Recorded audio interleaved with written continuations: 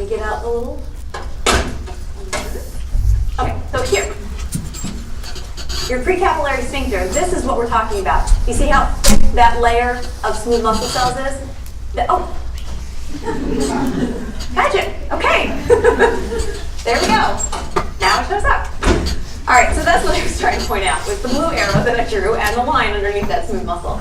Similar to what you see in your arterioles, the precapillary sphincters have a very thick layer of smooth muscle cells that constrict so much they can actually cut off blood flow. And that's what is present at these, sorry, let me reassign this really quick. That's what's present in your meta-arterial side. So the meta-arterioles are lined by these precapillary sphincters so that if for some reason you want to divert blood away from that particular capillary bed, these precapillary sphincters will get a signal to constrict, either by local environmental factors, or more likely what's going to happen is they are under a certain degree of tension that allows them to be pushed open, okay? If there's a certain amount of pressure, it can force it open, which I will talk about in a little bit later in this lecture. But your precapillary sphincters can be stimulated to completely close off that capillary bed. It can also happen specifically under high levels of autonomic nervous stimulation.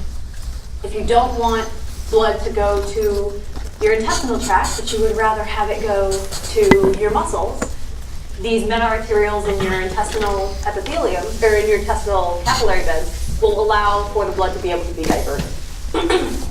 So it provides a shortcut for blood to flow directly from arterial, bypassing the venule, or bypassing the capillary bed to go into the venous. Okay? But we're going to focus mostly on what's happening inside that capillary bed so that we can talk about how you get to determine whether fluid is going to be filtered out of the capillaries or reabsorbed into the capillaries. Those two words, filtration and reabsorption, are going to become very common when we get to the renal system, but we're going to introduce them here, and it's important that you know what we're talking about when we say you are filtering. You are always in reference to blood. Filtration is out of blood. Reabsorption is back into blood. So whenever we talk, especially when we get to the kidneys, whenever you are filtering something, you're filtering it from the blood and the capillaries into the tissue or into the glomerular to Bowman's capsule. If you are reabsorbing anything, any fluid, any nutrients or waste products, that is going to be coming back into the blood. Okay, so filtration is leaving, reabsorption is coming back in, always in reference to the blood specifically. Any question about that so far? Okay. Your pure capillary. Remember how we talked last time about the fact that you don't have any smooth muscle or anything around your capillary beds? It's not something that you can constrict, nor would you want to. It's very small already. It's barely wide enough to fit all of your blood cells through there. You have endothelial cells that line the outside of your true capillaries. You also have a basement membrane, but how you get the communication of fluids and solutes through a true capillary is through what is called an intercellular cleft. These are very small, 6-7 nanometers in diameter, something very tiny to allow just some ions, some fluid to be able to communicate from the inside of your vessel, which would be, I guess, let me put it in here, this would be in, and this would be like your out in your tissue. Okay. When we're looking at this, you would have fluid coming from inside of your capillary bed. It would pass through those intracellular cliffs, bringing along any ions or nutrients, not very small molecules, I should say, not necessarily nutrients, very small molecules that are going to be able to diffuse through the intracellular clefts in those endothelial cell lining. Okay, so capillaries can be in different anatomical arrangements and different ultrastructures based on their overall function. But this intercellular cleft is found in all capillaries. The size of it is going to differ, and the name of it will differ. But in order to get fluid in general, all of your capillaries have a manner in which to get fluid and ions from your blood into your tissues and vice versa. All right, so here are your three main types. You have on the left a continuous capillary, in the middle is a fenestrated capillary, and on the right is your sinusoidal, discontinuous capillary. Your continuous capillary is by far the most common. You'll find this a lot of times in skeletal muscle. It's exactly what I just showed you. You have your intercellular clefts, your junctions, which are labeled in here. It also can allow for the movement of materials that are slightly larger, too large to fit through those intercellular clefts. You can actually have these little vesicles that will allow them to communicate with the outside. Your continuous capillary has the smallest or most restrictive ability for the movement of different types of molecules, especially based on the size.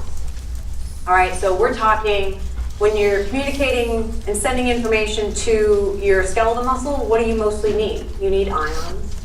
You need very small molecules, food, right, glucose. You also need fluid. When you get into other different tissue types, larger compounds, larger molecules are going to be needed as part of normal function. That's where you start getting into these larger gaps. In the middle, we have a fenestrated capillary. All right, your fenestrated capillary, down here it's showing this one has your open fenestra, and this one shows that the fenestra is covered with a very thin diaphragm. Basically what is happening here is you still have your capillary bed. It has all the same normal features, except it has these tiny little pores that function to allow for more molecules to be able to pass through. So more nutrients, small nutrients, amino acids, things that are smaller in size, but too large to be able to pass through the normal intercellular cleft. So if you're talking about nutrients, for anybody that had 503, where might you find these? Where do we have nutrient absorption? In your gut, in your small intestine. Okay, so your fenestrated capillaries are going to be found in your small intestine. They'll also be found in your exocrine glands. Any place where you're going to be needing to communicate either into or out of the blood molecules that are larger than would be accomplished by a continuous capillary bed. So like, as far as like the size goes, it's like the smallest one, the intercellular cleft, and then the vesicle, and then So the fenestrations are much bigger. We're looking at 20 to 50 nanometers compared to like 6 or 7 nanometers. So they're much larger, but they're even not as big as the discontinuous ones. The vesicles are not, they're not really a pore. It's just like a vesicle that will pass through the cell and then fuse to allow it to get out. So it's not the same as the intercellular cleft with the fenestrations. it's not like a whole thing. Right, it's a transport mechanism. It's sort of like a courier. Yeah. But he's right. The smallest one you'll find is the smallest pore or gap would be your intercellular clefts that you find in your continuous capillary. The fenestrations are going to be a little bit bigger to allow for smaller molecules, nutrients to be communicated, specifically important for any exocrine gland where you're going to produce hormones that need to be secreted into the blood. There has to be a way for that to get through that capillary wall. Wouldn't happen if they were continuous capillaries. Same thing with being able to absorb a lot of nutrients into the blood to take it to different parts of the body. That wouldn't happen if the space for them to get into the true capillaries, continuous capillaries, were too small. So fenestrations are sort of that in between. They are very important for being able to communicate and get that information from the body into the blood, or vice versa. The other place that you find fenestrated capillaries is actually in the choroid plexus. Anybody take neuro? In the ventricles of the brain, this is responsible for making your cerebrospinal fluid. Okay. So fenestrated capillaries are also present in there in order to allow for the production of your cerebrospinal fluid. The sinusoidal capillaries, these are also called discontinuous capillaries, have massive holes. They are the most leaky of all of your capillaries.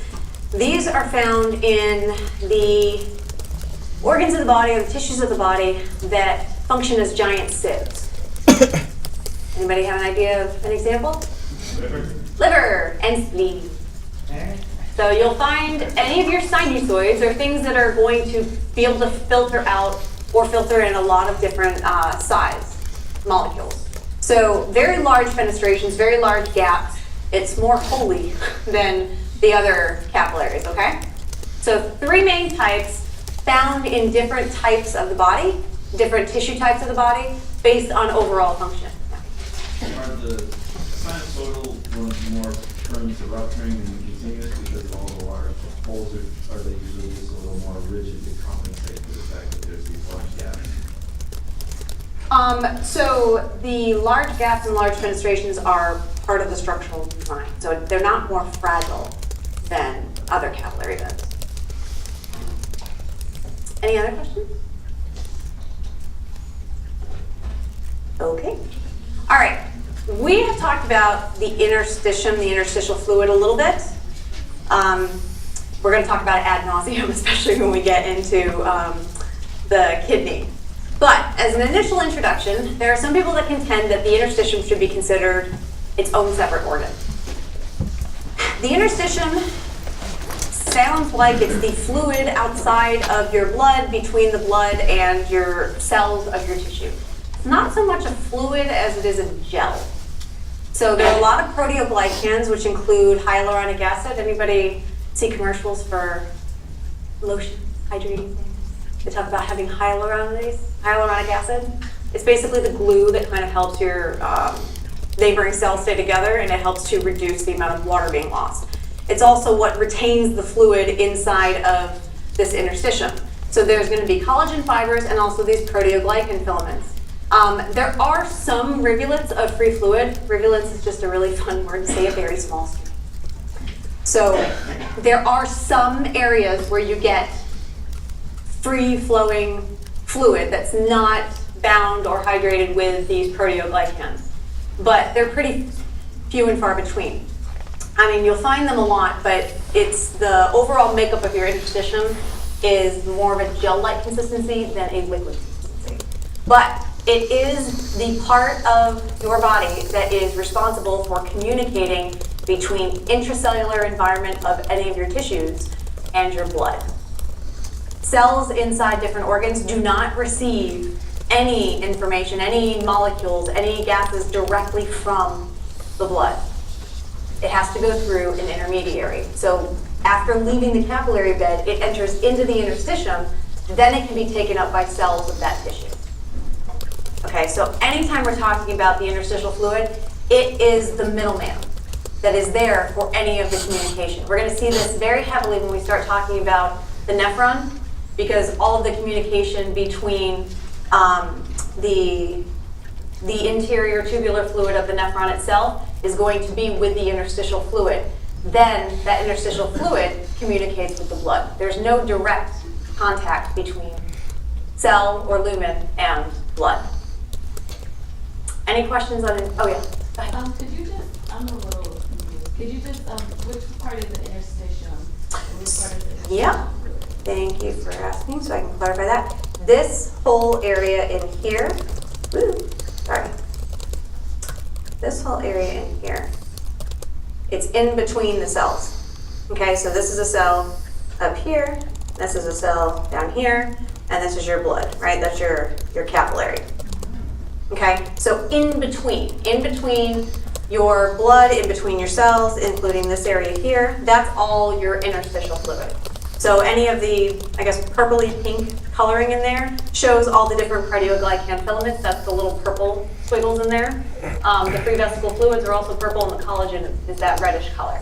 That makes up, and then the fluid that's associated with it makes up the interstitial fluid. So it's everything that is in between cells and the blood vessel. Any other questions before we get into it? Yeah. So that's either, that's gonna filter the blood before it gets to the, So it doesn't filter it, it's sort of just, it's the means by which whatever leaves the blood can get to the cells. okay. So the cells, your cells for all of your tissues, they're in very close proximity to the capillary bed, but they're not physically connected, so you can't pass something directly through those intercellular clefts and also through the plasma membrane of the neighboring cell. There's no tight junctions or gap junctions, except when you get to the blood-brain barrier.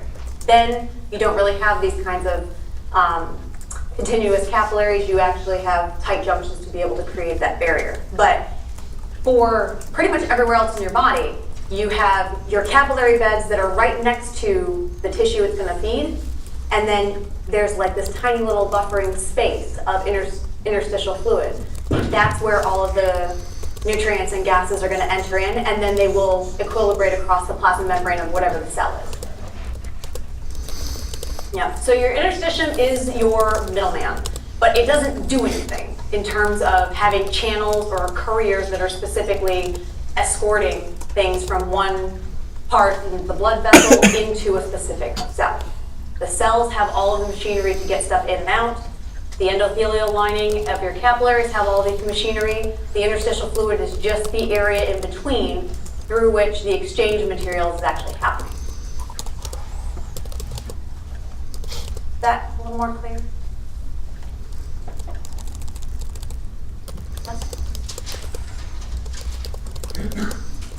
All right. Hopefully it won't be, but I have a feeling for some people this will be the bane of your existence when we get to kidneys. But we will introduce it here, so hopefully when we get to the kidneys, it'll be a little more familiar. You will be doing these calculations.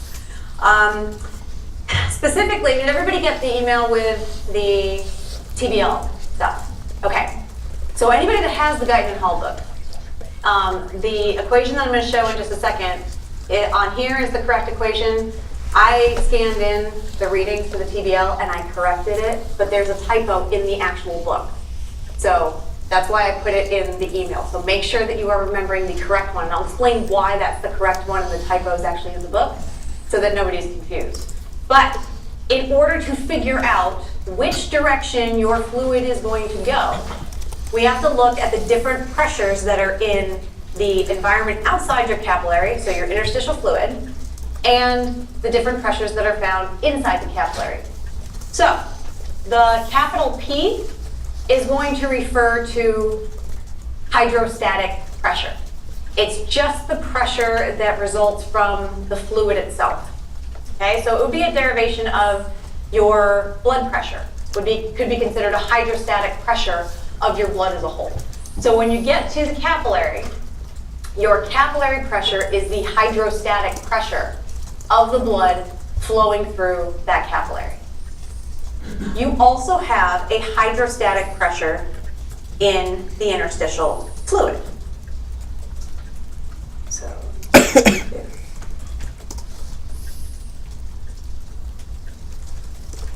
sorry for the writing. I don't want to write very neatly, but it's your hydrostatic pressure. Okay. The pi is your colloid osmotic pressure. Okay? You also have a colloid osmotic pressure that's in your interstitial fluid and inside of your blood vessel. It's sometimes called an oncotic pressure. So sometimes, depending on which text you read, you'll see either colloid osmotic, which is more correct, or you'll see oncotic pressure. They mean the same thing. It basically is the tendency of that fluid to attract water or hold on to whatever water it has based on the solutes that are present. Different colloidal molecules that will attract water. So the hydrostatic pressure tries to push fluid away from itself. The colloid osmotic pressure attracts fluid to itself. So in terms of filtration, you'll see that on the hydrostatic pressure here, both of them are trying to push fluid away from itself. The capillary hydrostatic pressure is pushing fluid out of the capillary. The interstitial fluid pressure is the pressure that tends to push fluid out of the interstitial fluid into the capillary.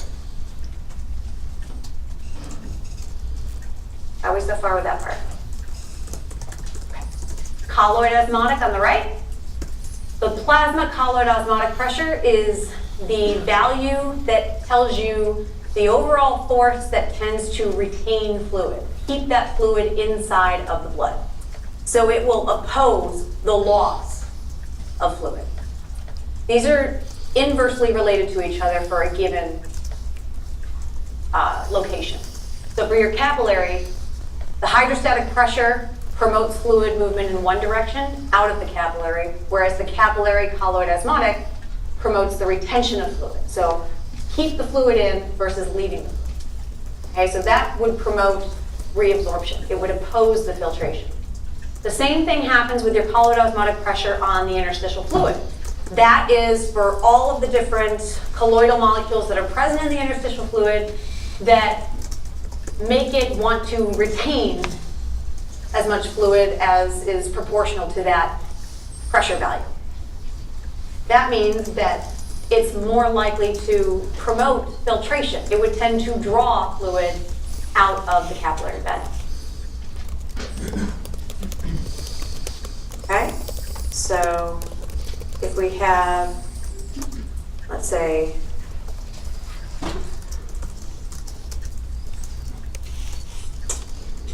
sorry about that.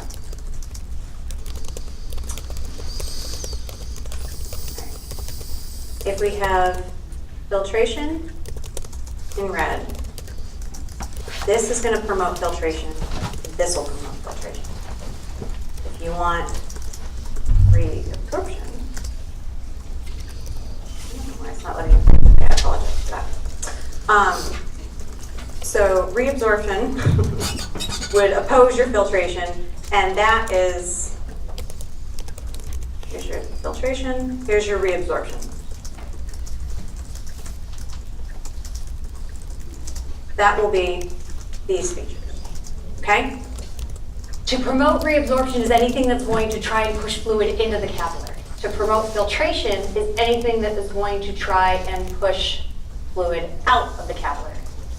So if you were to calculate a filtration rate or a net filtration pressure, if it's a positive value, it means that you have fluid, net movement of fluid is being filtered.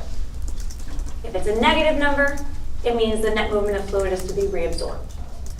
Okay? I'm going to talk about that in just a quick second, but does anybody have any questions about this before I show the net filtration pressure calculation? Yes? Can you say one more time what the net sign means?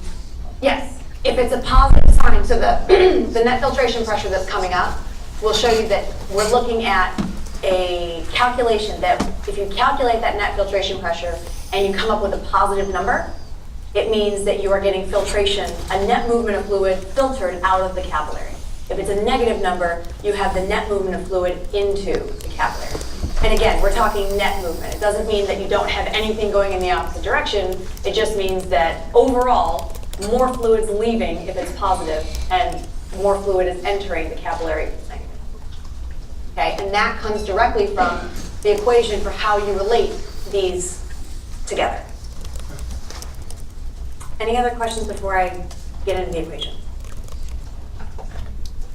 Okay, so this is the correct equation. The problem is here. This guy. That's the error. On page 193 in the Guyton and Hall, the 13th edition, that's a negative number, and that's wrong, okay? And the reason it's wrong is because what you're really doing when you are creating this equation is you're taking all of the different pressures that promote filtration, and you're going to subtract the sum of all the factors that are going to oppose filtration in order to figure out what is the net rate that filtration is going to happen. So you would actually take, to calculate this, hopefully this will let me write, you would start by taking the pro-filtration value, which are what? Capillary pressure plus what? Colloid osmotic, where? Interstitial, okay? So those are your pro-filtration values. Now, that tells you what are the forces that promote movement out of the capillary bed. Now you have to subtract the forces that are going to promote the movement back in to figure out what the net movement is. So you're going to subtract the reabsorption values, which are what? Which ones promote reabsorption or oppose filtration? Interstitial fluid pressure plus colloid osmotic for the plasma. So it says plasma up there. It's also, I mean, you could write capillary, whatever your abbreviation is, as long as you understand the relationship. So what happens if you, actually, oh, I forgot. It's not showing my other, sorry about that. Let me write it again. See if I can get it to show up.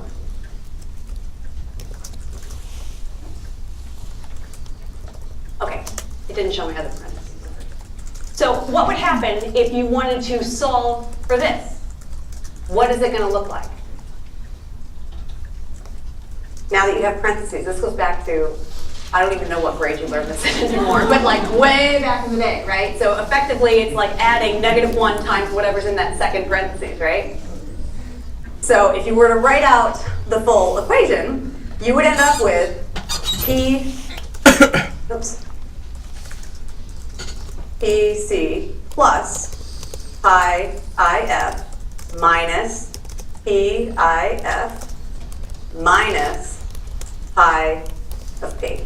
So that's why this guy, oops, is a positive value. Okay, if you just rearrange them, you get the same signs everywhere. But in the textbook, that's mistyped.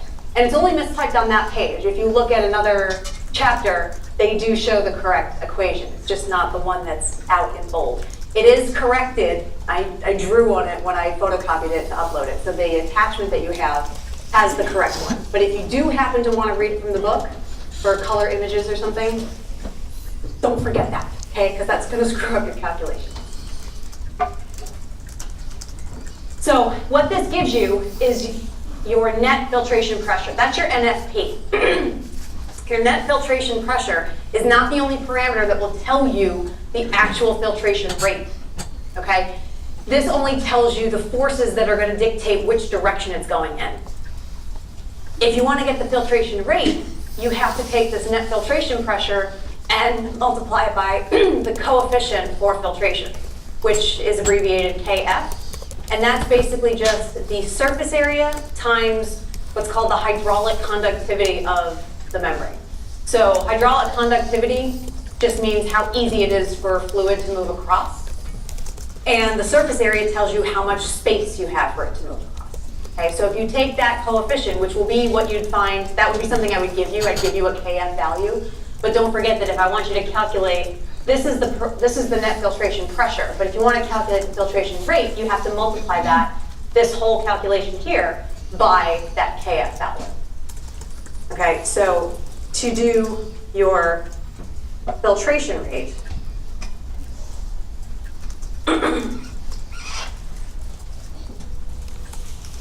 that's going to equal this whole thing times KF. And that's a value I would give you.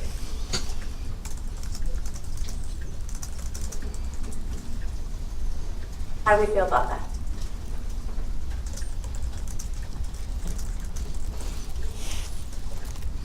Okay.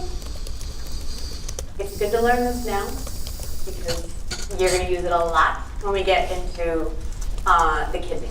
Specifically, how the sign, positive or negative, of that net filtration rate is going to change based on the type of capillary bed that we're dealing with. All right, let's see. It's about 10:45. We're doing pretty well. How do we feel so far? This isn't a very long chapter or lecture. It's got like 13 slides. So we are going to get into the beginning of lecture 8 material, but I want to make sure that I don't rush through this because sometimes people struggle with keeping the different types of pressures straight. Yeah. So, if you did filtration rate with the sign on that, is that still only telling you one direction with the rate? so it will. I mean, if it's a bigger number and you're multiplying it by a constant versus a smaller number and you're multiplying it by a constant, it will indicate the relative rate as long as the constant is the same. But you have to multiply it by kf to get the actual value. But the positive and negative sign is, you can look at just that and know if it's reabsorption or if it's filtration. Any other questions? Okay. Oh, sorry. Go ahead.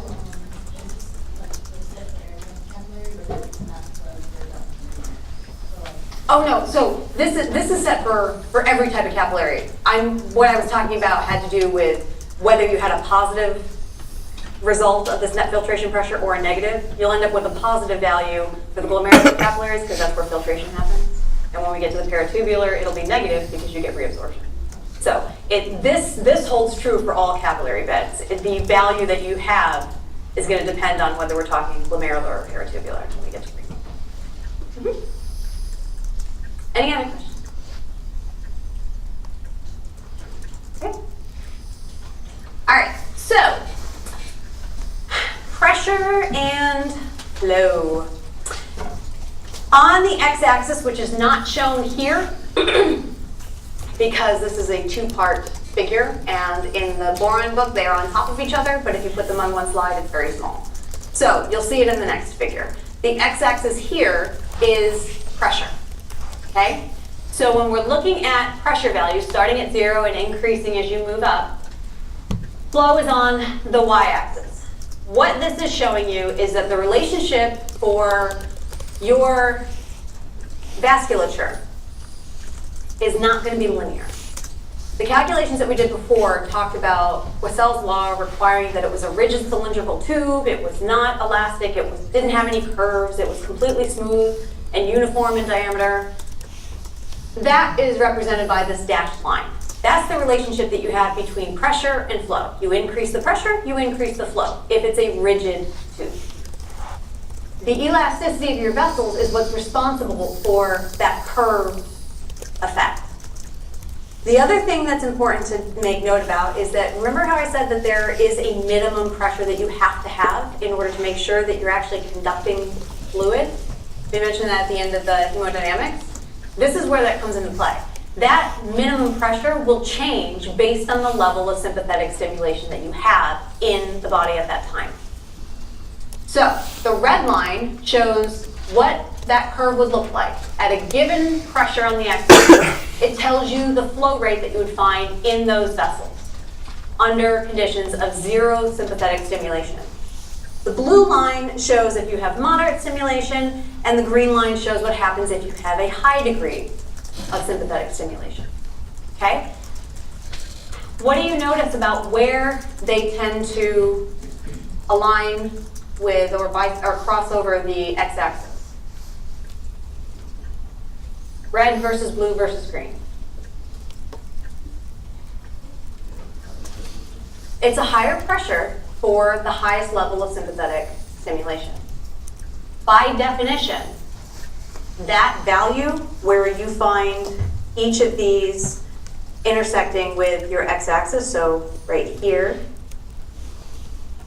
and right here, those are your critical closing pressures. That means that there is resistance in your vessels if they are completely closed. You need to have a very minimal amount of pressure of the blood flowing into those vessels in order to overcome that resistance and open them up so that flow can actually go through.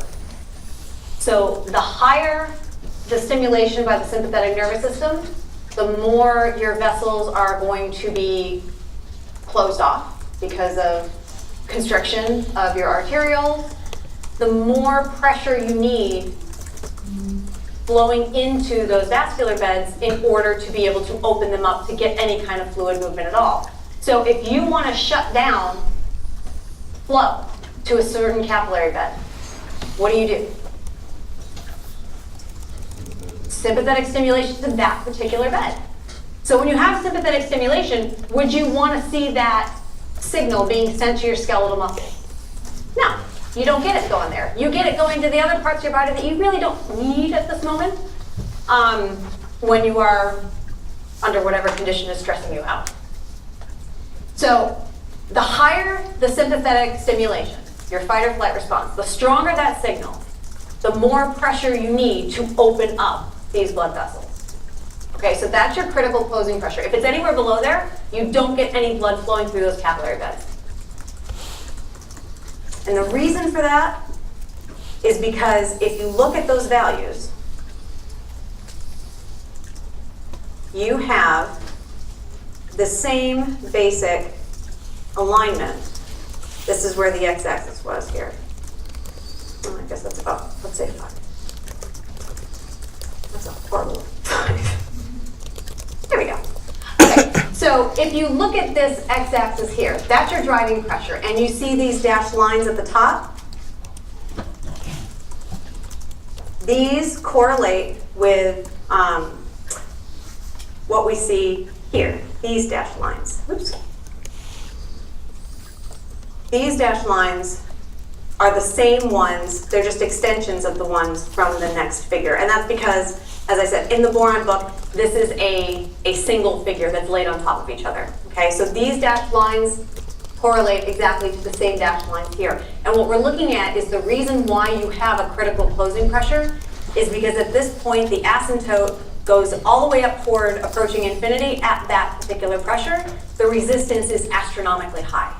And because there is so much resistance at that value for driving pressure, if you don't go above that, the resistance is too high for that blood flow to force open that capillary bed. So your critical closing pressure is due to the resistance that that vessel has under that given amount of sympathetic stimulation. It's going to have a higher resistance if it has more sympathetic stimulation. Why? Because you are going to be stimulating that constriction of all the blood vessels leading into that capillary bed, including your sphincters. Okay? So the higher the sympathetic stimulation, the higher the resistance at a given pressure, which means that your critical closing pressure is going to be a higher number. Yeah. What book did you say this is from? This is from the boron and bulkhead book. It's just called Medical Physiology. The Guyton book is a textbook of medical physiology. The second edition is the purple cover. The third edition is the white cover. I think the second edition is the one that you have electronic access to through the library. The third edition, which there's not, would be in both of them. That's the one with the white.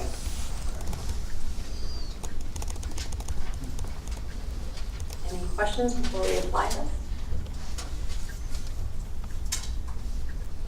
Okay. All right, so hypotensive shock. Hypotensive shock, severe drop in blood pressure. Could be because it's cardiogenic. The heart's not doing a good enough job to get the blood pressure. It could be because you have hypovolemia. You lost a lot of blood volume, so your pressure drops. Either way, if you're looking at hypotensive shock, what would be the physiological effect?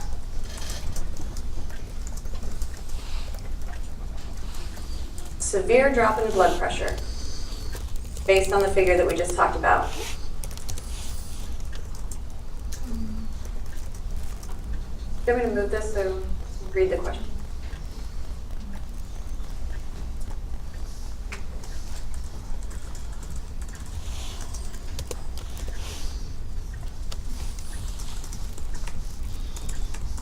Now, for this one, it's a word answer. Chances are you were all going to be marked wrong because I wrote a rather long answer. Chances of getting the exact verbiage pretty slim. But I wanted to give you a more complete answer when you go to review it later.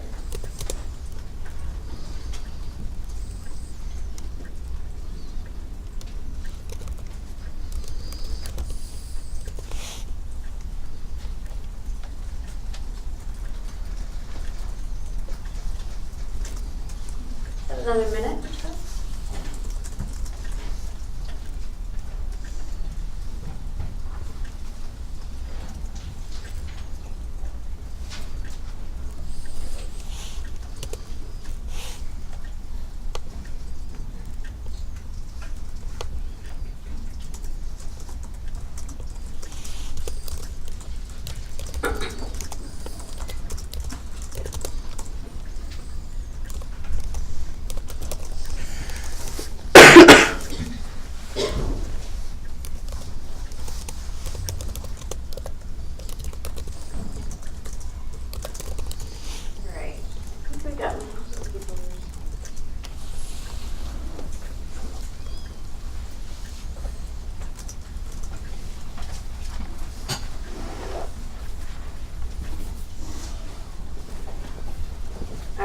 let's see what we got here.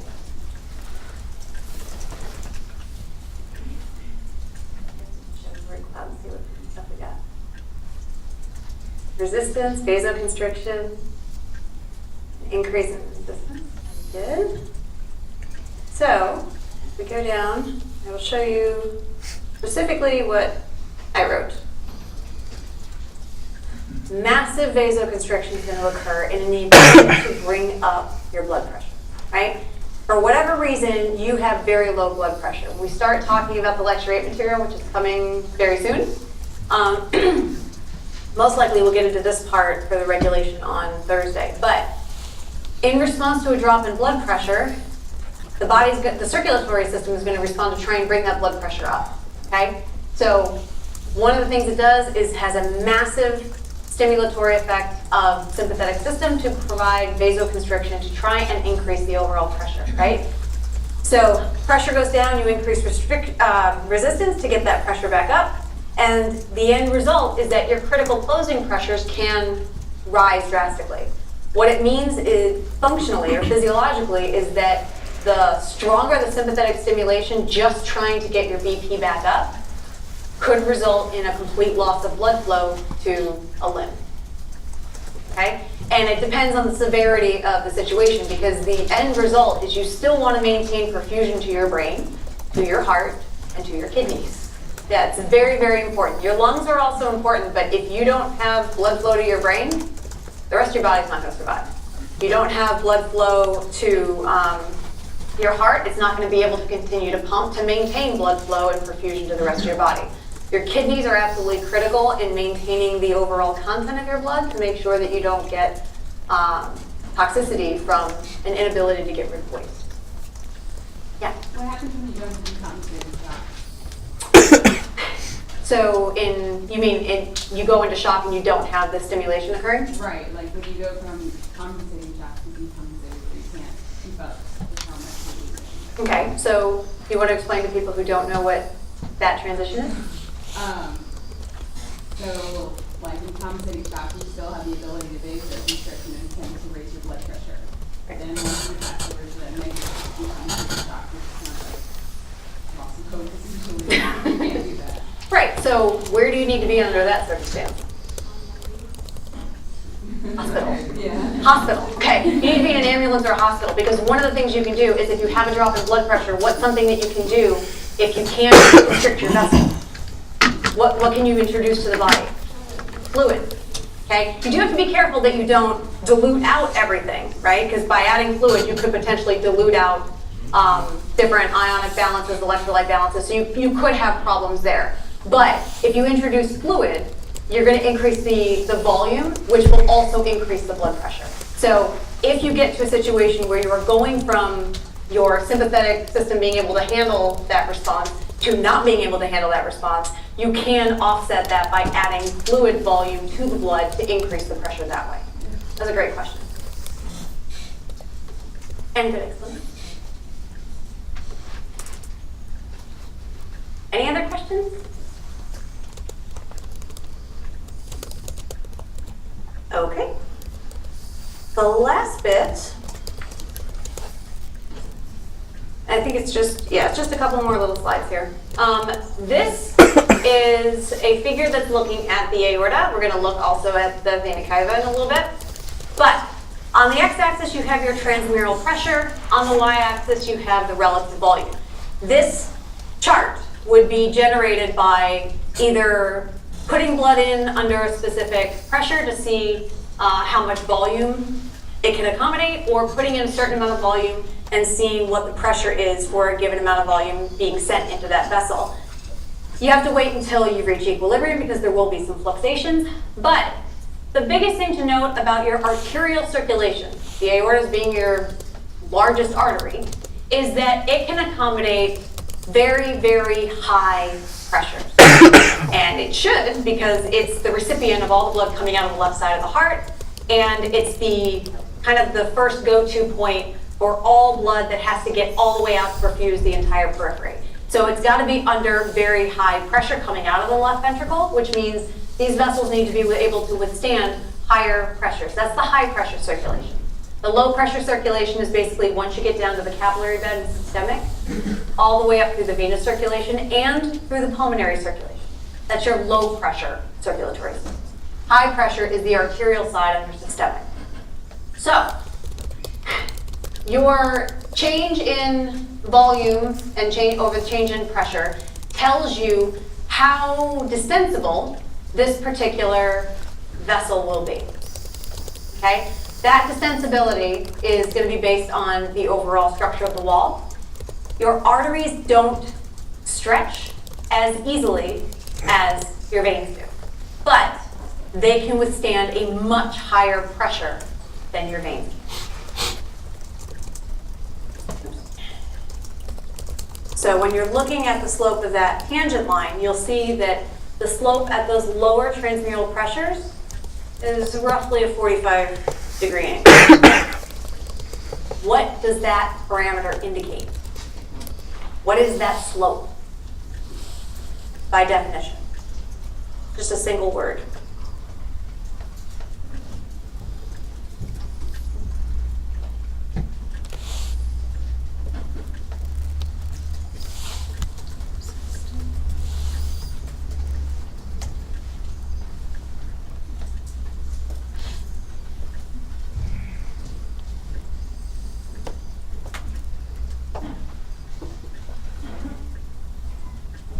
Okay, I'm going to stop you because it looks like most people are getting this. So, your correct answer is compliance. We had about half the people wrote the value that I had, but some people just had a autocorrect that came out weird, so you got it right too. It just didn't match exactly letter by letter. So the slope of this tangent is your compliance. How easy is it for that vessel to stretch in response to fluid being sent in under different pressures? Okay, so the slope of this we're looking at, especially at the low tangent, it's 45-degree angle-ish, okay? But that compliance is going to be very different for your veins. The main reason for that is because your veins function is different than your artery function. Artery function is to be able to withstand those really high pressures of blood coming from the ventricle, okay? But your venous circulation is really your reservoir of blood, okay? So at the very low values, you see that the tangent, the slope of the tangent to that line is extremely steep. It's almost vertical. That's partially due to its ability to stretch, but at this low pressures, it actually has nothing to do with the ability of the walls of the venous blood vessels to expand. It actually has to do with the change in shape. So if you don't have any transmural pressure, you don't have any blood flowing through it, it's sort of this, I don't know, this kind of squished side view of a donut, I guess. As you start to add a little bit more pressure, you are turning it into more of an ellipsoidal shape. And as you continue to increase that pressure, it gets to be more spherical, more round. It's that change in shape that's responsible for this really huge apparent compliance that you have at very low pressures. But as your transmural pressure gets higher, your veins are not really going to be able to accommodate large increases in pressure. They will not be more compliant just because you keep increasing pressure. They only function up to relatively low pressure values. And then at that point, they stop stretching. They can't accommodate anymore. So if you were to do an experiment where you actually had a vessel that you had extracted and you were running tests on that, you'd probably rupture it at those higher pressures. Okay? So when we're talking about the apparent increase in compliance at very low values, very low pressure values, it actually has more to do with the shape of that vein than it does the actual ability of it to stretch. But your veins, because they can act as blood reservoirs, are basically your capacitive vessels. They can store blood. They're able to change their shape to accommodate large changes in blood. All right, how do we feel about microcirculation? I told you, short, that's it. No questions before we go on to regulation?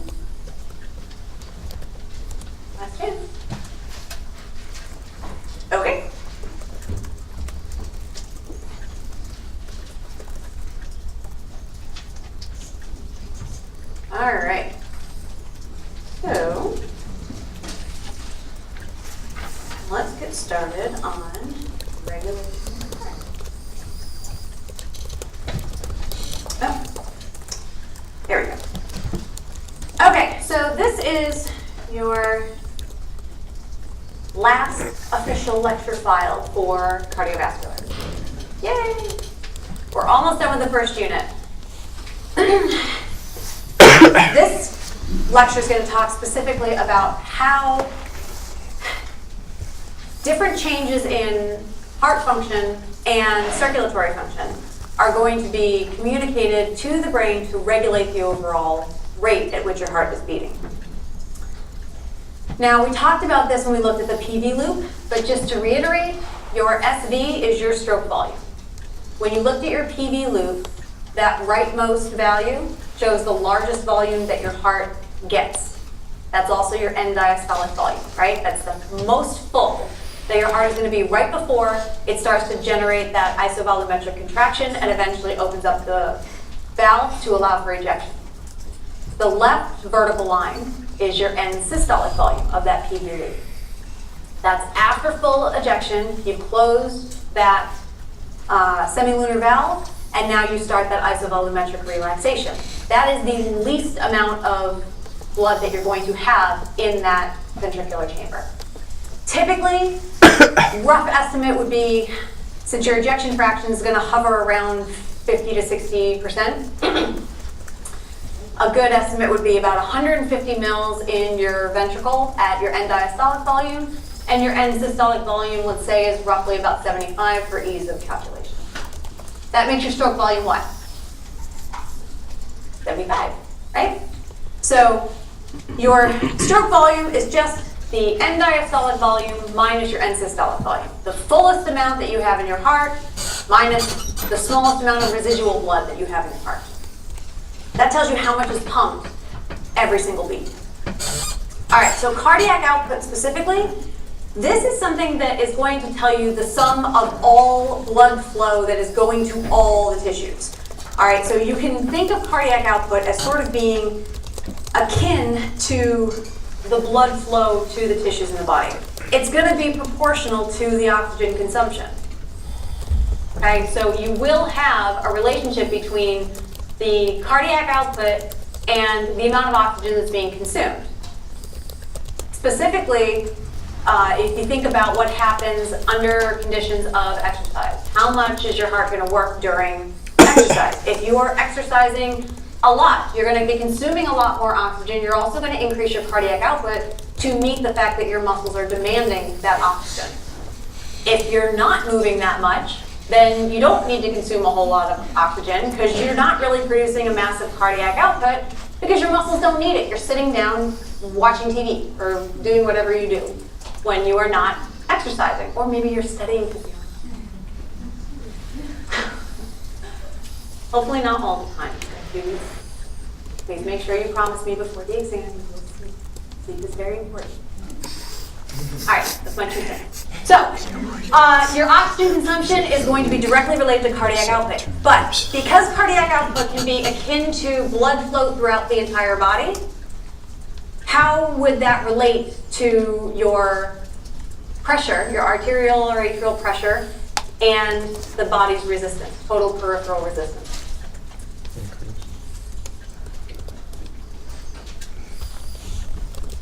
Any thoughts? I'm going to have to write this on the figure. So let's start with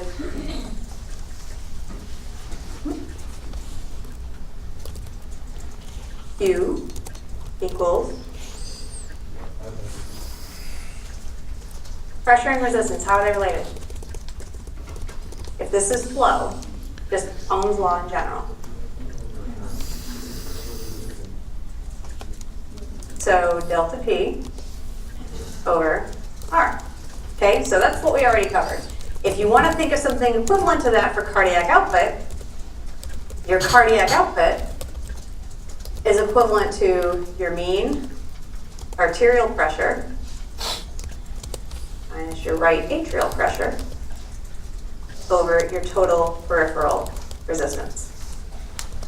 And since I'm not going to be able to write that very neatly, I will repeat this so that you can write down what MAP and RAP stand for. MAP, mean arterial pressure. RAP is your right atrial pressure because this is your delta P. This is the pressure difference between your systemic artery pressure and then the pressure that's coming back to your right atrium. And then total peripheral resistance is equivalent to the R in the denominator of Ohm's law.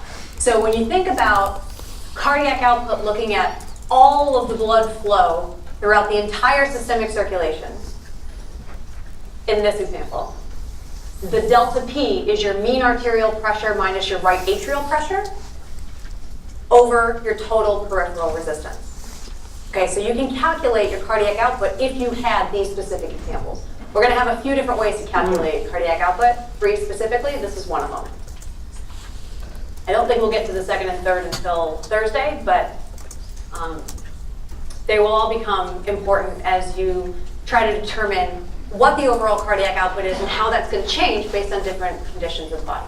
Yeah. So delta P is equal to the pressure of the right atrial pressure. For the cardiac output? Yes, the cardiac output is your mean arterial pressure minus the right atrial pressure, not arterial. The RAP is atrial pressure and over your total peripheral resistance because that delta P is the pressure going into, like leaving the left side of your heart, so the pressure as it enters systemic circulation minus the pressure that's still remaining after it comes back to the heart after passing through. That's the delta P from the beginning of systemic to the end of systemic arterial circulation. Okay, how are we so far? Good? All right, we have about 15 minutes. So I think that'll give me enough time to get through the intrinsic part. So we have 2 different types of regulation. We have intrinsic regulation and we have extrinsic regulation. Intrinsic regulation of the heart specifically refers to the heart itself. Okay, so this is, the heart itself is going to control itself. Okay, it's some mechanism that the heart is able to sense a change and it's going to respond just by nature of the heart itself responding to its environment, responding to whatever's coming back into it from venous circulation. This is not influenced at all by any hormones, any nerves, nada, okay? That's where your extrinsic comes into play. The extrinsic would be your ANS or hormones. Okay. ANS, autonomic nervous system, for those of you that didn't do 503 yet. Okay, so that's your sympathetic and parasympathetic circulation. So we'll get into the extrinsic stuff probably on Thursday, but we'll be able to get through intrinsic, I think, today. So, 2 different mechanisms that your heart can respond to what is going on in the body to meet the demands of the tissues. So when we look here, you have your intrinsic, which I think on the previous slide I labeled in red, so I will just underscore that in red, and then the extrinsic, I believe I had in blue.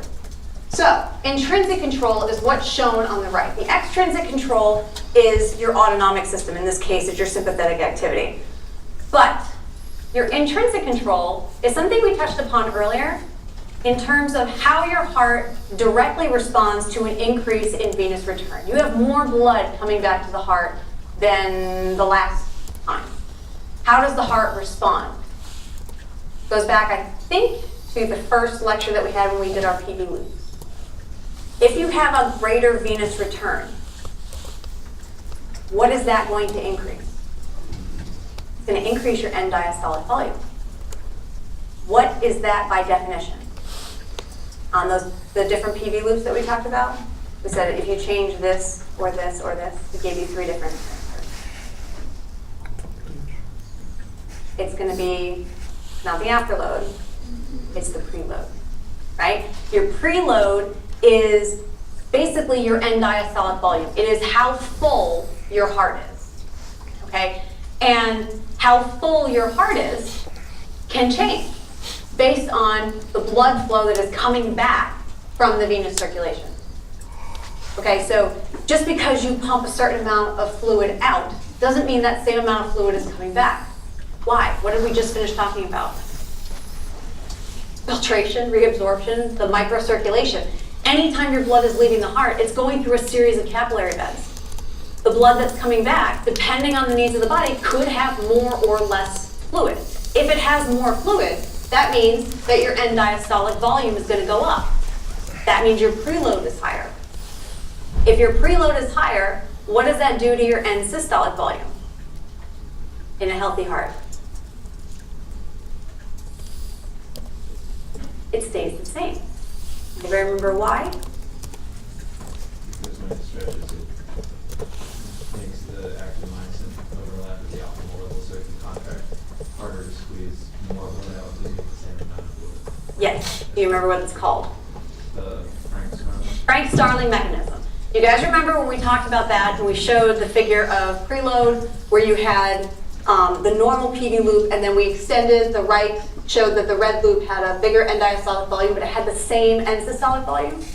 That has to do with the Frank-Starling mechanism. And the reason for that is because if you stretch cardiac tissue, for every single muscle cell that is going to contract, you have an overlap of actin and myosin. That's how you get contraction. The degree of overlap will tell you how much force you can get per sarcomere. So per small unit, the amount of overlap of actin and myosin tells you the amount of force that sarcomere can generate. Skeletal muscle typically hovers around an overlap sarcomere length of around 2 to 2.2 millimeters. Cardiac muscle normally functions around 1.6 to 1.8. So the sarcomere length is actually suboptimal. So it generates a certain amount of force, but it's not at its maximum overlap between actin and myosin. So by stretching the cardiac muscle, what you're effectively doing is lengthening those sarcomeres, and any of the part of the actin or myosin that didn't have anybody to contact because they were pushed too close together, it pulls them out so that every actin and every myosin can link up, which means you can actually increase the amount of force per sarcomere unit. So by stretching the heart muscle, you're actually increasing the ability of each sarcomere to generate contractile force. When you add all those sarcomeres together, you increase the overall force of contraction. That's Frank-Starling, and that's an intrinsic mechanism just from the ultrastructure of the actin and myosin filaments inside of your cardiac muscle. Okay? So that's one reason why you increase the strength of contraction. Turns out there's also another one. When you stretch that cardiac muscle fiber, there are also some mechanically gated calcium channels that are going to open in response to that stretch. So if you open mechanically gated calcium channels, what does that mean for calcium getting inside of the myoplasm? It's going to go up, right? Because you're not just doing voltage gated to allow calcium to come in. Now, just the mere fact that you stretched it means you're going to be able to have more calcium coming in. If you have more calcium coming in, you increase the strength of your contraction. Yeah.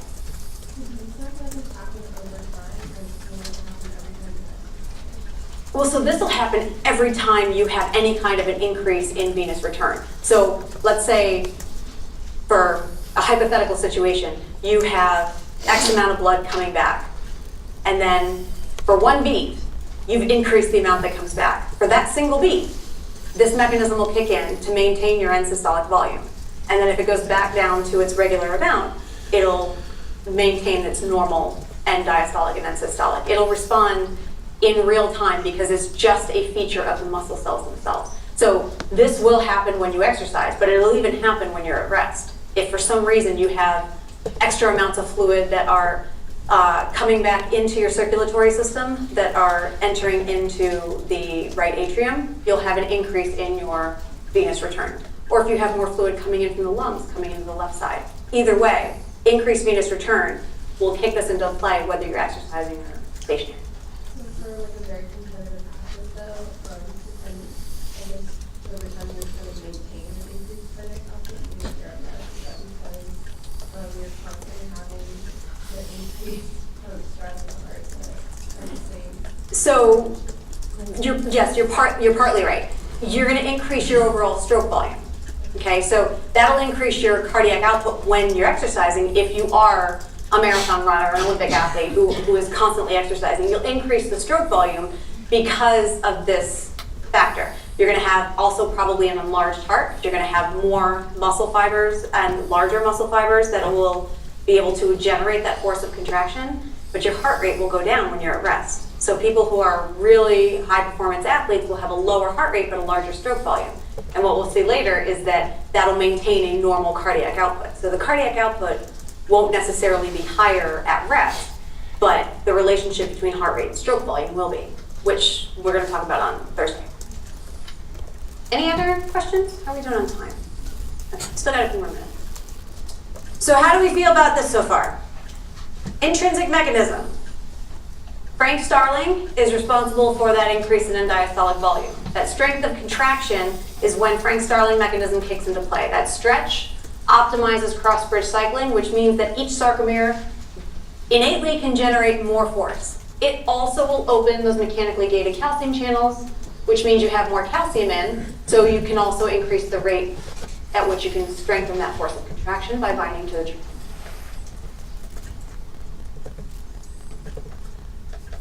How else could you affect your end systolic volume? If your end systolic volume is going to be related to the preload, right? It could be related to the preload. If you have a higher end diastolic volume, you should have Frank Starling mechanism kick into play. What happens if you have an increase in heart rate? What does heart rate do? You guys remember when we talked about how when you increase heart rate? Will that increase on So if you increase, so the end, you're talking about the end systolic volume? Yes, so your end systolic volume would likely become elevated. But, would likely become decreased because you're increasing the overall, the heart rate itself. If you increase that, what happens is you have a higher amount of calcium coming in, which can lower your end systolic volume. But it doesn't necessarily mean it's going to affect your stroke volume, because what also happens when you increase your heart rate, your end diastolic volume? It can decrease. So it can be hard to predict how your stroke volume is going to change based on elevated heart rate. The faster your heart rate occurs, the less time there is for diastole. That's going to tend to decrease in terms of the overall heart rate cycle than systole. So your systolic will actually drop, but your diastolic might also, and diastolic volume might also drop. Why does your end systolic drop? Why do you get a stronger force of contraction? What's one of the ways that we talked about already that causes heart rate to increase? Sympathetic stimulation. What does that do in terms of subcellular signaling? What's elevated? Calcium, because of cyclic AMP. Okay, so cyclic AMP goes up, so you're going to increase the inotropic effects by having phosphorylation of that voltage-gated L-type calcium channel, phosphorylation of phospholamban, and phosphorylation of the troponin I. So you will increase the repolarization side, but in terms of your heart rate, if you looked at your PQRST, your diastolic relaxation portion is going to be more affected by an increased heart rate than your systolic. Your systolic will tend to increase contractility and still be able to force out that blood. It can be difficult to predict the effect on stroke volume based on the degree to which it affects your end diastolic and end systolic. But don't forget that when we talk about increase in heart rate a little bit later on, it's also having an increase in ions that are entering into that muscle cell. Okay? So this is your cardiac output, shows your heart rate and your stroke volume, and how each of these is going to be related. Stroke volume is going to be affected intrinsically by that change in end diastolic volume, so that would be intrinsic, and these would be extrinsic. Okay? If you have a lot of venous return, increase end diastolic volume, increase stroke volume. Sympathetic stimulation will increase stroke volume because it will increase the amount of calcium that's coming in. It can be difficult to predict exactly how much of an increase you'll have because you will lower the amount of your end diastolic volume somewhat. But it will have a general net increase in overall stroke volume. It also increases heart rate. Parasympathetic will have a decreased effect on heart rate. So cardiac output, which I'll just write this here as sort of a lead-in to next time. So the cardiac output, this is the second equation that we had, is your heart rate times your stroke volume. If you want to know how much blood per unit of time your heart is putting out, take whatever the volume is per beat, multiply it with the number of beats per minute, you get your cardiac output. This cardiac output is it's telling you just information about how much blood the ventricle is pumping per unit of time. Okay? Ideally, all of that blood is going into your circulatory system. Pathologically, it might not be. And that will lead us into our third way to calculate the effective cardiac output instead of just the regular raw cardiac output based on stroke volume and heart rate. But two equations we talked about so far. In terms of Ohm's law, cardiac output is equivalent to flow. That delta P is your mean arterial pressure minus your right atrial pressure over total peripheral resistance. So that's cardiac output calculation number one. Number two is heart rate times stroke volume. That just tells you what the heart is pumping out each minute. Okay? And we're about 2 minutes before the end, but I think if I go into the next one, I'm going to need more than 2 minutes. So we'll stop here and we'll finish all this up on Thursday.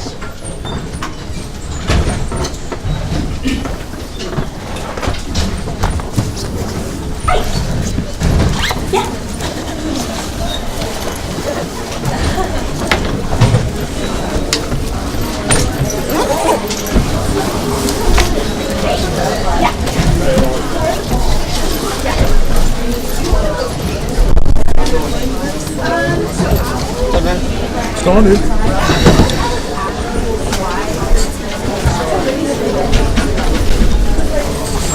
Let me finish this. Did you get that recording? Yep. Yeah. Yeah, no problem. No, you have access to our Google Drive?